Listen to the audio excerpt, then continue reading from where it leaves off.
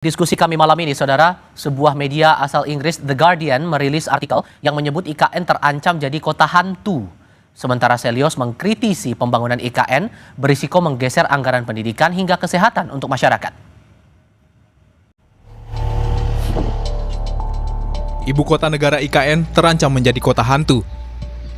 Inilah artikel yang ditulis oleh sebuah surat kabar Inggris, The Guardian, yang dipublikasikan 29 Oktober lalu. Dalam artikel itu, The Guardian mengkritisi dana negara untuk proyek IKN yang telah menurun drastis. Sementara pembangunan IKN melambat dan sedikit pegawai negeri yang mau pindah dari Jakarta. Meski demikian, Sekretaris Jenderal Projo Handoko optimis pembangunan IKN jadi ibu kota terlaksana sesuai target. Handoko bilang, IKN yang disebut terancam jadi ibu kota hantu merupakan bagian dari perhatian publik.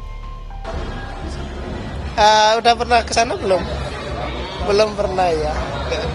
Kalau saya bukan soal itu akan jadi kota hantu atau tidak, itu ya harus, ya kalau saya optimis itu akan jadi ibu kota yang bagus, dan itu adalah perintah undang-undang juga, karena kan kita juga sudah sepakat bahwa ibu kota negara itu dipindah ke Nusantara, ke IKN. Jadi kalau ada kekhawatiran, ya saya melihatnya itu sebagai bagian dari perhatian yang harus kita tangkap juga, kita harus pastikan. Tapi kalau saya melihat progres, melihat kondisi di sana, ya saya optimis IKN akan jadi kota yang bagus kok IKN gitu. Keren, udah undang-undang, udah perintahnya begitu, ya harus jalankan juga. Seperti itu. Yakin juga dengan target Pak Prabowo bilang 2028 jadi kota politik itu akan tercapai, yakin? Yakin lah. Di sana kan berbagai infrastruktur dan fasilitas juga udah jadi.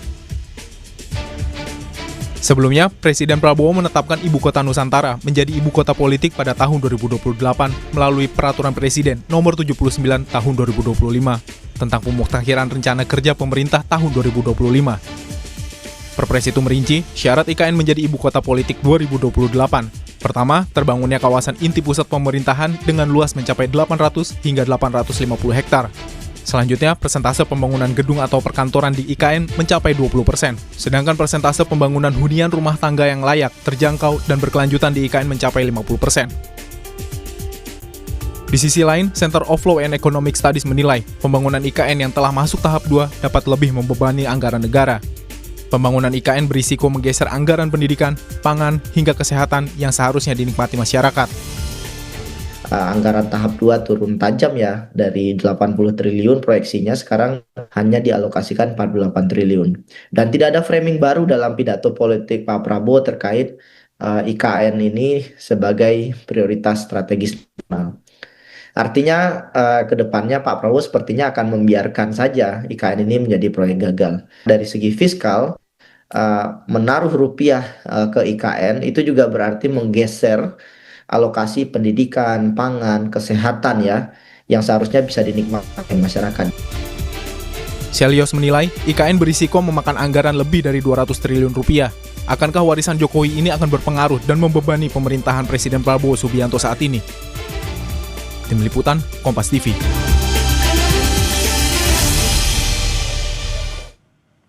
Di lain pihak, Sekjen PDI Perjuangan Hasto Kristianto bilang, sebelumnya Ketua Umum PDI Perjuangan Megawati Soekarno Putri berulang kali mempertanyakan urgensi atas pembangunan proyek kereta cepat Wush. Hal itu disampaikan Hasto usai melakukan ziarah di makam Bung Karno pada Sabtu siang. Hasto bilang Mega telah 3 kali memberi masukan terkait proyek kereta cepat Wush. Namun proyek Wush tetap dijalankan saat kepemimpinan Presiden ke-7 RI Joko Widodo. Menurut Hasto, Megawati menilai kebutuhan rakyat justru lebih mendesak untuk sektor pendidikan dan infrastruktur dasar. Ia juga menambahkan anggaran untuk kereta cepat Wush akan jauh lebih penting digunakan untuk pendidikan hingga pembangunan bendungan untuk petani.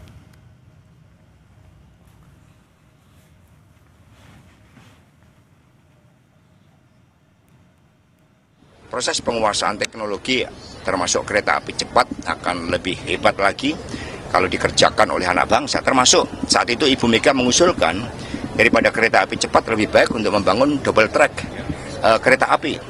Termasuk misalnya di Sumatera itu kan perlu terobosan transportasi publik. Jadi paradigma transportasi publik bagi kepentingan publik itu jauh lebih dikedepankan. Tapi ketika saat itu Presiden Jokowi mengambil keputusan, ya tentu itu keputusan dari Presiden. Tapi sebagai partai politik kami telah memberikan masukan-masukan bahkan sekitar 3 kali terkait dengan hal tersebut. Kita bahas warisan-warisan Presiden ke-7 RI Joko Widodo seperti IKN dan WUSH, serta posisinya dalam pemerintahan Presiden Prabowo bersama para narasumber. Bergabung saat ini politisi Partai Solidaritas Indonesia Valdo Maldini, bergabung juga bersama kami politisi PDI Perjuangan Ferdinand Hutahean, dan Direktur Eksekutif Trias Politika Strategis Agung Baskoro. Selamat malam semuanya dengan Tifal di sini, apa kabar? Selamat malam, Terima kasih sudah bergabung bersama kami kali ini. Soal WUSH, masih ada tanggungan utang cukup besar. Kemudian ada pandangan narasi Pak Prabowo untuk IKN kelanjutannya ini belum terlalu tegas. Sehingga sesungguhnya Bung Valdo sebagai bagian dari partai pendukung pemerintah saat ini, Pak Prabowo, apakah sebetulnya Pak Prabowo menanggung beban yang berat untuk melanjutkan warisan Pak Jokowi ini? Iya, kami kira langkah Presiden Prabowo ini menunjukkan bahwa gaya kepemimpinan beliau itu solutif. Karena beliau tuh nggak menutupi masalah. Tapi kemarin dalam pekan lalu beliau langsung menunjuk tim ekonomi untuk membereskan hutang-hutang tersebut. Jadi ini diselesaikan dengan kepala yang dingin, bukan drama politik. Nah, yang kedua, bicara soal hutang, yang menjadi fokus itu adalah sebenarnya restrukturisasi pembayarannya dan efisiensi. Karena apabila kita menerjemahkannya bahwa bayar hutang dalam arti sempit, itu tidak begitu, tapi restrukturisasi pembiayaan. Jadi hal ini akan membuat beban negara lebih ringan, namun proyeknya tetap hidup dan tetap produktif. Karena kita tahu WUSH sendiri berdasarkan statement dari Ketua Dewan Ekonomi Nasional beberapa hari yang lalu, bahwa telah bisa untuk menutupi OPEX-nya dan dengan mengangkut sekitar 12 juta penumpang. Ini seperti refinancing, Mas, bahwa kita memperbaiki bunga, memperbaiki tenor, sehingga skema bagi hasil antara KCIC, Himbara, dan BUMN-nya itu ada terbagi merata. Dan yang ketiga, konteksnya itu kan proyek infrastruktur itu pasti punya penyesuaian, karena sepengetahuan kami, bahwa semua proyek besar di dunia pasti biasa dengan yang namanya cost adjustment seperti ini. Jepang, Cina, Korea, Eropa, semuanya sama kok. Bedanya di Indonesia memang sekarang lebih transparan, lebih terbuka, lebih ramai nih kita diskusinya. Dan yang nggak kalah jauh lebih penting adalah Pak Prabowo meminta Danantara untuk terlibat. Kenapa? Karena lembaga ini dibentuk baru-baru ini untuk menata ulang kan untuk BUMN, termasuk pembiayaannya, yang strategis terutama. Jadi ini bukan tambal sulam, Mas, tapi ini perbaikan struktur ekonomi jangka panjang. Dan yang nggak kalah jauh lebih penting adalah keterlibatan Menko Perekonomian dan Menkyu yang menjadi jangkar. Baik. Karena dipastikan untuk menjaga skema pembiayaannya itu memang sesuai dengan kemampuan negara kita. Kira-kira itu. Bang Ferdinand, kalau Anda melihatnya dari PDI Perjuangan, ini nuansa kebatinannya Pak Prabowo harus menanggung beban yang cukup beratkah untuk melanjutkan proyek peninggalan Pak Jokowi, IKN dan WUSH ini?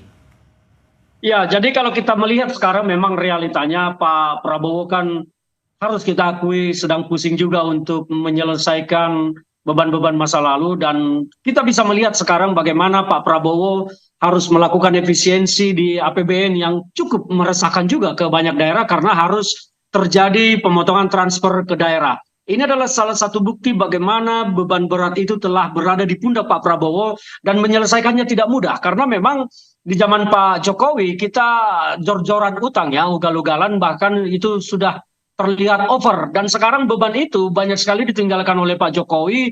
Kalau kita lihat dua hal, yang pertama soal WUSH dan IKN itu adalah beban yang sangat berat. Soal WUSH saja, ini jangan dilihat bahwa ketika restrukturisasi sudah terjadi, persoalan sudah selesai. Tidak demikian, karena restrukturisasi sampai 60 tahun pun tampaknya hutang ini tidak akan lunas. Karena kita masih berkutat pada capaian kinerja dari kereta cepat ini yang belum memenuhi ke operasionalnya sehari-hari. Kalaupun Pak Luhut, Ketua DEN, mengatakan sudah operasional sehari-hari sudah cukup, itu kan baru pernyataan sepihak, belum berdasarkan hasil audit yang betul-betul menunjukkan bahwa memang operasionalnya telah tertutupi dari hasil penjualan tiket. Sampai sekarang ini kan semua masih statement-statement. Makanya kita melihat bahwa ini akan menjadi pekerjaan berat bagi Pak Prabowo dan timnya menyelesaikan ini, karena apabila tidak dibereskan ini kan akan menjadi beban terus, dan kemungkinan kita akan terus tertekan APBN-nya setiap tahun. Ini akan jadi bumerang nggak menurut Anda, Mas Agung, bahwa proyek yang dijalankan oleh Pak Prabowo saat ini diteruskan dari sebelumnya Pak Jokowi?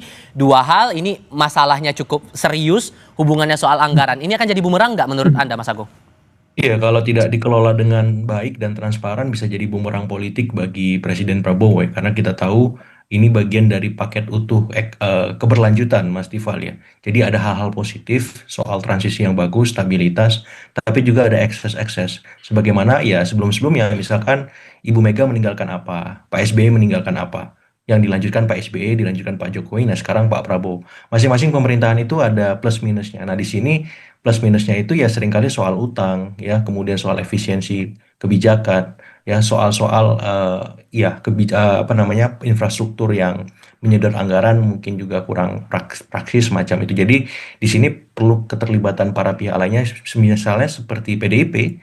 Saya berharap PDIP misalkan bisa mendorong lebih produktif bagaimana KPK lebih muncul, kemudian DPR bisa lebih hadir fungsi-fungsi pengawasan yang misalkan lewat Pansus, Panja. Sehingga apa? Sehingga arah diskusinya itu lebih produktif. Seperti itu. Dan Pak Prabowo saya kira menanti juga apa gebrakan PDIP sebagai mitra kritis. Ya, bagaimana PDIP bisa menyingkap temuan-temuan yang memang ada dugaan penggelembungan, ada dugaan markup di sana. Itu harus memang terus orkestrasi supaya publik semakin paham dan utuh melihat permasalahan ini. Begitu Mas Steve. Tadi di awal Bung Faldo udah nyinggung masalah WUSH. Ini sekarang nyinggung IKN. Bahkan The Guardian ngomong bahwa IKN ini sebagai kota hantu. Walaupun kemudian dari aturan yang dikeluarkan Presiden bahwa IKN akan jadi ibu kota politik 2028, tapi sampai saat ini Pak Prabowo belum juga kunjung mendatangi IKN atau menjadikan IKN sebagai kantornya. Itu apakah memang sebetulnya ada beban yang ditanggung Pak Prabowo secara kebatinan, Bang Faldo? Iya, sebenarnya sih pemerintah hari ini kan kita yang menarik ya, Mas Tifal ya, adalah keberanian untuk buka buku. Dulu itu kan proyek itu banyak disembunyikan tuh defisitnya, Mas. Tapi sekarang itu semuanya terbuka, bahkan diberesin bareng-bareng gitu. Saya kira ini gaya baru. Dalam konteks ini, kita itu kalau dari teman-teman yang mau menyerang proyek atau infrastruktur pembangunan itu tolong datanya itu jangan setengah-setengah. Memang ada beban finansial di WUS, ada beban finansial di IKN gitu. Tapi kan mereka juga punya aset. Dalam konteks WUS itu mereka punya arus penumpang. Ada economic value-nya di situ, ada nilai ekonominya di situ. Yang bahaya itu kan bukan proyek yang besar, Mas, tapi kalau negara tuh diam tapi nggak berani beresin. Nah, adanya tim keuangan yang dibentuk oleh Pak Prabowo dalam ratas terbaru, ada Menko Perekonomian dan Menteri Keuangan, kami kira itu bagaimana caranya aset-aset yang produktif ini masuk ke neraca nasional itu sebagai investment, bukan liability. Nah, jadi Pak Prabowo itu tidak mewarisi masalah gitu, tapi beliau sedang menyelesaikan pekerjaan rumah yang memang dibutuhkan oleh bangsa ini. Bukannya kita mau nyalain masa lalu, Mas, karena ini akan selalu terjadi kan, Mas Tifal. Kalau seandainya ini tetap kita ulang polanya, tapi memastikan ke depannya itu tetap berjalan dengan lebih efisien. Dan yang Pak Prabowo lakukan bukan hanya sekedar membayar hutang gitu, tapi struktur ekonominya diperbaiki. Jadi biar nanti ini bisa tetap berjalan, termasuk IKN, termasuk WUS. Nanti mungkin habis ini teman-teman lari mengejar soal bandara misalnya kan. Ini kan soal proyek-proyek yang dikejar nih. Habis itu mungkin ngejar lagi stadion, ngejar lagi bendungan gitu. Tapi kami pastikan bahwa semua struktur ekonominya itu pasti telah masuk ke dalam financial feasibility study sebelumnya gitu. Jadi mari kita lihat ini sebagai sebuah keberlanjutan pembangunan. Karena membangun nggak kayak membalik telapak tangan, Mas Tifal. Kami kira begitu. Buat PDIP, Bang Ferdinand, apakah keberadaan Pak Prabowo ngantor langsung di IKN menjadi jawaban bahwa ada komitmen dari pemerintah saat ini untuk mengembangkan IKN ini? Pertanyaan saya, memangnya Pak Prabowo akan ngantor di IKN?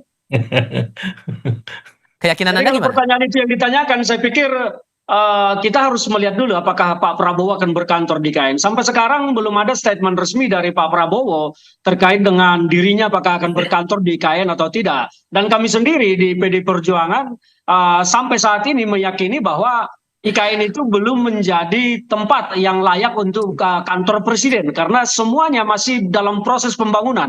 Bagaimana mungkin seorang presiden berkantor di sana apabila palu, gergaji, mesin alat berat masih tungtang tungtung tungtang tung, itu kan tidak mungkin.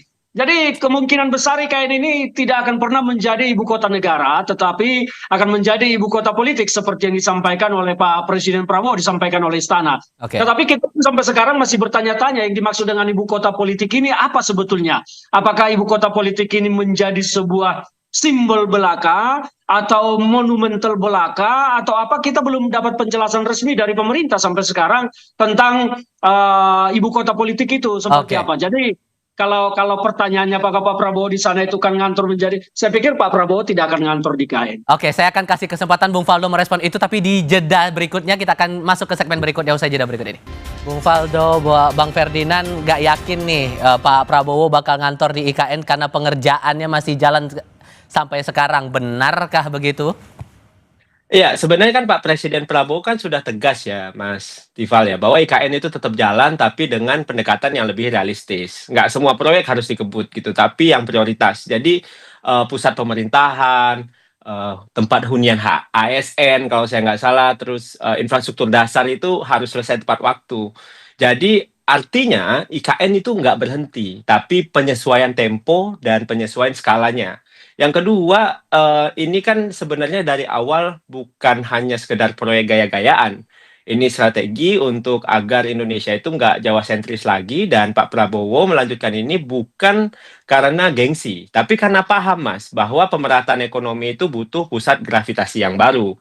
Nah, dalam hal ini kita bisa memastikan pemerintahan Pak Prabowo dan Mas Gibran itu ya melanjutkan apa yang sedang dan yang telah digagas oleh Pak Jokowi. Dalam hal ini kan keberlanjutan yang memang menjadi narasi utama dari Indonesia Maju Jilid 2 ini adalah soal itu. Jadi kami kira apa yang Bang Ferdinand tadi khawatirkan itu kami kira tidak cukup beralasan. Karena apa? Karena IKN tetap sedang jalan prosesnya, badan otoritanya juga sedang tetap jalan, anggarannya juga tetap jalan, jadinya ya semua berjalan sebagaimana mestinya seharusnya negara dikerjakan.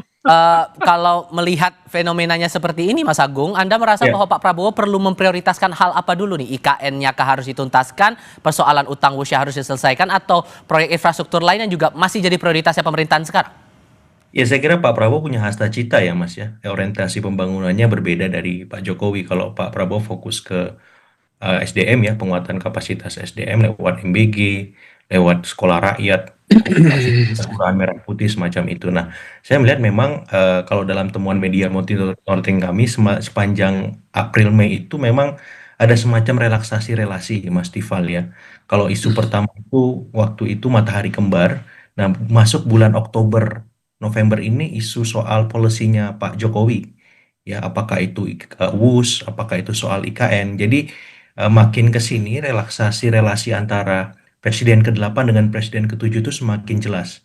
Sehingga kalau kita bicara keberlanjutan yang periode pertama itu seutuhnya. Nah, kalau periode kedua ini saya melihat keberlanjutan yang dalam arti yang kritis, rasional, dan objektif semacam itu. Dan makin tahun ketiga dan seterusnya ini akan semakin masuk dalam titik keseimbangan. Artinya kita tidak bisa melihat misalkan Pak Jokowi atau Pak Prabowo sangat mesra saja misalkan. Kemudian makin lama makin rasional tuh. Ya apalagi kalau jelang tahun-tahun politik 2027, 2028, bahkan 2029. Karena bisa jadi Pak Prabowo bisa sama Mas Gibran atau Pak Prabowo terpisah dari Mas Gibran semacam itu. Jadi Sorry saya potong, karena yang juga menarik dicermati begini juga Mas Agung. Kalau kemudian proyek-proyek ini tidak diteruskan, maka secara politik sedikit banyaknya ada yang berpandangan ini akan berimbas pada citra dari kedua tokoh ini. Apakah akan sedalam itu menurut Anda? Kalau diteruskan atau tidak, saya kira diteruskan ya Mas. Karena kan ini keberlanjutan. Dan Pak Prabowo saya pikir orang yang konsisten dan menjaga legasi itu. Tapi masalahnya keberpihakan itu kan akan dilihat di berapa banyak anggaran yang akan diturunkan oleh Pak Prabowo setiap tahunnya. Nah, makin ke sini kan makin kecil angkanya. Itu keberpihakan paling real, paling nyata sebuah pemerintahan terhadap pemerintahan sebelumnya. Karena Pak Prabowo juga punya program ya yang hasta cita quick win itu. Dan itu juga membutuhkan program besar. Jadi kalau ditanya apakah program ini dilanjutkan, iya. tapi anggarannya tidak bisa sebesar sebelum-sebelumnya. Nah, itu sebuah relaksasi relasi yang saya maksudkan semacam itu. Jadi, relasi ini akan terus diuji lewat isu, lewat fiskal, lewat hal-hal lain. Dan di sini kita akan lihat bagaimana seni kepemimpinan Presiden Prabowo dan seni ya Presiden ketujuh Pak Jokowi merespon itu. Apakah tetap bisa menerima relaksasi relasi ini? Kalau dalam bahasa pandemi itu new normal ya. Apakah memang bisa diterima begitu saja atau ada rasionalisasi juga dari Pak Jokowi dan seterusnya. Tapi yang penting yang jelas kita akan melihat bagaimana ya dinamika relasi antara Pak Prabowo dengan Pak Jokowi di tahun-tahun ya kedua dan berikutnya jelang tahun politik juga ya seperti itu. Oke, nah Bung Faldo, kalau Anda melihatnya dari sejauh ini proyek dijalankan di era pemerintahan sekarang, apakah peran Pak Jokowi masih punya pengaruh untuk memastikan proyek ini berjalan di pemerintahannya Pak Prabowo? Ya, tentunya kalau seandainya pengaruh dipersepsikan sebagai seseorang yang mengatur dan sebagainya, kami kira itu terlalu berlebihan. Namun, tentunya ketika Pak Prabowo dan Pak Jokowi berdialog, bertemu, beberapa kali mereka melakukan pertemuan yang baik yang dipublikasi maupun yang tidak dipublikasi hasilnya, tentunya mekanisme untuk saling sharing dan saling mengevaluasi juga ada. Dan tidak boleh kita lupa juga bahwa presiden sebelumnya itu juga terlibat dalam proyek-proyek yang digagas oleh Pak Prabowo. Salah satunya yang paling konkret adalah Danantara. Di sana ada Pak SBY, di sana ada Pak Jokowi. Dan kami kira evaluasi juga dilakukan oleh Pak Prabowo, termasuk untuk IKN sendiri, karena jangan sampai APBN selalu terbebani oleh proyek-proyek pembangunan, dan memang pendekatan yang digunakan itu lebih kolaboratif antara negara, BUMN, dan juga swasta. Dan skema pendanaannya dicarikan juga dengan efisien. Nah, yang menjadi poin penting yang beberapa kali ditekankan oleh Pak Prabowo adalah bagaimana ini memberikan manfaat kepada publik. Jadi, jangan hanya sekedar membangun gedung, membangun transportasi, tapi kita juga harus membangun juga SDM-nya, ekosistemnya, kesehatannya, teknologinya, termasuk juga di IKN. Jadi, apa yang sedang dilakukan saat ini bahwa IKN itu bukan hanya cuma mimpi Pak Jokowi gitu, tapi warisan juga untuk anak cucu Indonesia, Pak Prabowo yang memastikan mimpi itu berdiri dengan kaki yang sangat kuat. Di mata PDIP, Bung Ferdinand, masa depan IKN dan WUSH ini akan gimana kemudian? Ya, kita punya kalkulasi sendiri ya. Kita melihat bahwa Pak Prabowo tentu punya kalkulasi perhitungan dalam kepentingan politiknya dan keuntungan politiknya. IKN ini sekarang menjadi beban kepada Pak Prabowo, maka dilaksanakan dengan sangat rasional dan sangat perhitungan yang sangat matang. Karena bagi beliau, IKN ini sukses tidak akan membawa keuntungan politik bagi Gerindra maupun bagi Pak Prabowo sendiri. Tetapi yang untung secara politik nanti di sini adalah Pak Jokowi. Pak Jokowi ya tentu kalau untung secara politik akan mengalir ke PSI karena beliau sekarang di PSI. Maka saya berpikir bahwa Pak Prabowo akan melaksanakan IKN itu dengan ala kadarnya saja. Kalau kita lihat kekuatannya mungkin hanya sebatas 10% dari apa yang dilakukan oleh Pak Jokowi. Jadi jangan berharap kalau IKN itu akan selesai 2034. Nah, kita tidak melihat itu. Termasuk WUSH ini akan menjadi beban panjang. Karena restrukturisasi ini kan 60 tahun baru bicara tentang pokoknya saja itu sudah harus dicicil 2 triliun. Karena hutangnya hampir 120 triliun. Belum lagi bunganya 2% setahun. Itu hampir 2 triliun juga. Jadi WUSH ini akan menjadi beban panjang bagi pemerintahan Pak Prabowo dan presiden-presiden berikutnya. Mungkin 5 generasi presiden nanti akan terus terbeban dengan WUSH. Kecuali Indonesia tiba-tiba kaya raya, akhirnya sudah kita lunasi 100 triliun. Beda cerita. Tapi kalau bicara ini murni B2B seperti yang selalu disampaikan oleh Pak Jokowi, ya saya pikir 50-60 tahun lagi persoalan WUSH ini tidak akan selesai dan bahkan mungkin akan muncul masalah-masalah baru berikutnya. Itu kalkulasi kita. Jadi kita meyakini Pak Prabowo akan melihat ini dengan sangat realistis saja, rasional. Dia akan melihat keuntungan politik bagi Gerindra dan bagi Pak Prabowo sendiri yang akan diprioritaskan nanti. Baik, kita berharap ini memang proyek bisa berjalan terus karena udah jadi proyek strategis nasional juga dan sudah dibangun dari awal. Bung Faldo, terima kasih. Bang Ferdinand, terima kasih. Mas Agung, terima kasih sudah bergabung. Terima kasih. Selamat malam semuanya.